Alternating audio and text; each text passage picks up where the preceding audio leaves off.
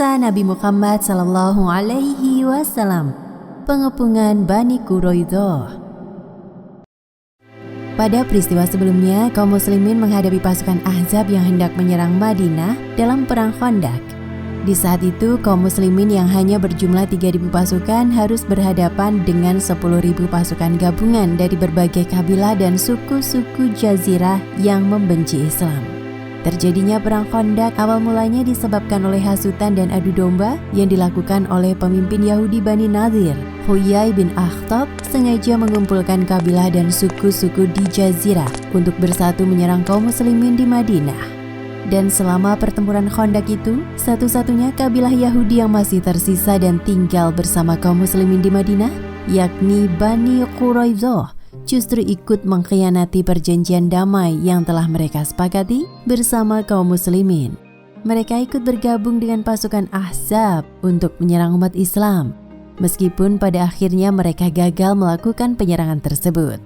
Setelah sekian lama pengepungan Madinah, pasukan koalisi kaum kafir dan musyrikin yang dipimpin oleh Abu Sufyan diterjang badai angin yang memporak-porandakan perkemahan mereka. Akhirnya mereka pergi meninggalkan Madinah dan pertempuran Khandaq pun saat itu telah selesai. Rasulullah SAW bersama para sahabat pun kembali ke kota Madinah. Mereka tiba di Madinah bertepatan dengan waktu zuhur. Kemudian Rasulullah memimpin sholat zuhur berjamaah di masjid. Setelah itu Rasul kemudian pulang ke rumahnya. Begitu juga dengan kaum muslimin yang lain. Mereka pulang ke rumah mereka masing-masing untuk beristirahat. Namun ketika Rasulullah SAW tengah berada di kamarnya dan beliau hendak melepas baju perangnya, terdengarlah suara ketukan dari luar. Assalamualaikum ya Rasulullah. Mendengar itu Rasul kemudian menjawab, Waalaikumsalam. Siapa? Lalu terdengar jawaban dari luar kamar Rasulullah. Aku Jibril. Rasulullah SAW kemudian mengizinkan Jibril alaihi salam masuk ke dalam rumah beliau. Ya Rasulullah, apakah engkau telah menyimpan alat perangmu? Sudah ya wahai Jibril, karena peperangan baru saja telah usai.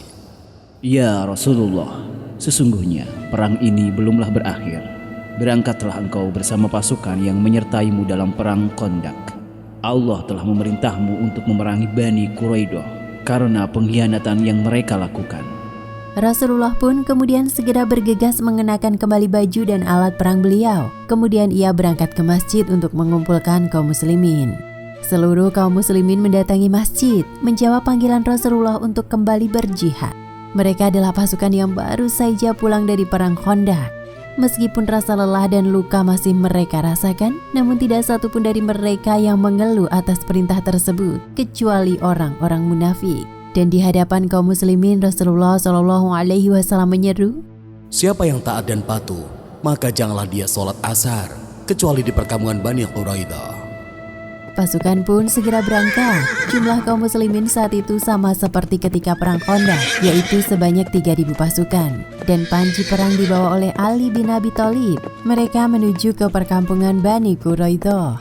Di dalam perjalanan, ketika itu tibalah waktu sholat Asyar. Maka ada sebagian dari pasukan memilih untuk berhenti sejenak untuk sholat. Kini sudah masuk waktunya sholat Asyar. Sebaiknya kita berhenti dan mendirikan sholat di sini. Kelompok tersebut memahami perintah Rasulullah SAW bahwa tidak sholat Asyar kecuali di perkampungan Bani Quraidah adalah agar untuk bersegera berangkat dan berjalan dengan cepat. Tetapi di sebagian kelompok pasukan lainnya, mereka memahami bahwa perintah Rasulullah tersebut sesuai dengan apa yang dikatakan oleh Rasul. Sehingga meski waktu sholat Asyar telah tiba, mereka menunda sholat tersebut dan akan menunaikan sholat Asyar hingga benar-benar mereka telah tiba di perkampungan Bani Quraidah. Kini kita telah sampai di perkampungan Bani Quraidah.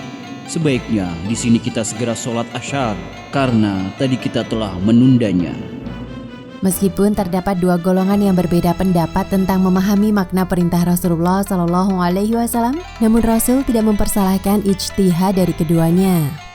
Pasukan kaum muslimin yang telah tiba di perkampungan Bani Quraidah kemudian mengepung benteng mereka yang berada tak jauh dari lokasi sumber mata air.